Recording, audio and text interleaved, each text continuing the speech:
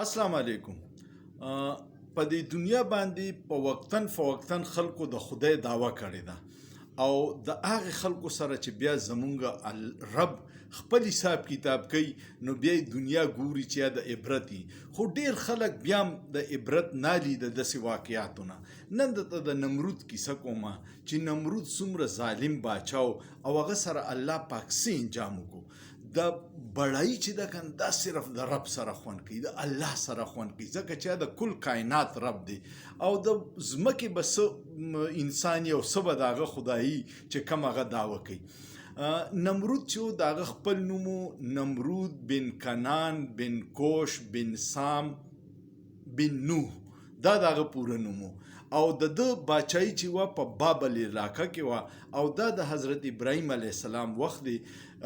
تاسو ته به مشهوره واقعه یاد دی چې ابراهیم علیه السلام د خدای نه منله او دی په اور کې اچولی او 24 ورځې پورې ابراهیم علیه السلام په اور کې، خو الله پاک بچ کړی ځکه چې د الله بزرګي ډیره وه، د دنیاوي خدای به څه طاقت دي.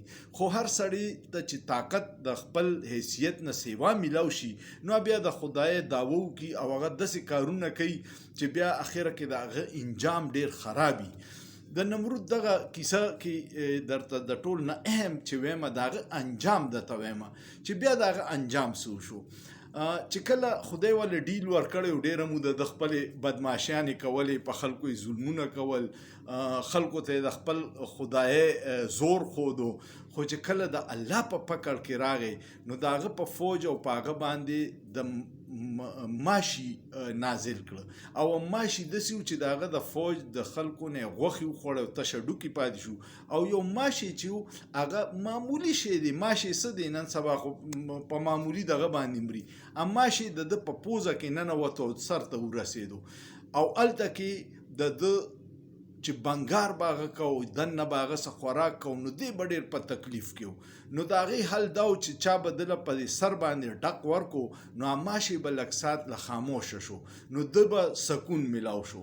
بیا دربار کې به دا و چې څوک به راتلو نو د نه به په سر یو پړق تنبو یا ډنډه باندې یا په شي باندې نو هماشي به چپ شو. نو چا چې به دله په سر ګزار ورکو او به د ده همدرد و ځکه چې ده ته به هغه وقتي ته ور سکون میلاو شو. او یو روایت کې دی چې په 400 کاله دی په دغه حالت کې او بیا مړ شو. خو دا د عبرت ځای دی چې کله نا کله د خدای دعوه کوي او ډیر معمولی شی ورته خدای نازل کی او په هغه باندې ذلیل او خوار کی. نن سبا هم تاسو ګورئ چې کم د ډیر اختیار مالکانان دي، ډیر روب دبدبه ده، الله پاکي د داسې معمولی شي په ذریعه ورته خپل قدرتونه وښي چې بیا د هغه په دنیا کې د مخ پټولو ځای ورته نه میلاویږي. ستاسو مخې ته دا واقعیات د روزانه په بنیاد باندې کیږي او بیا هم زموږ دا ډیر خلک عبرت نالي.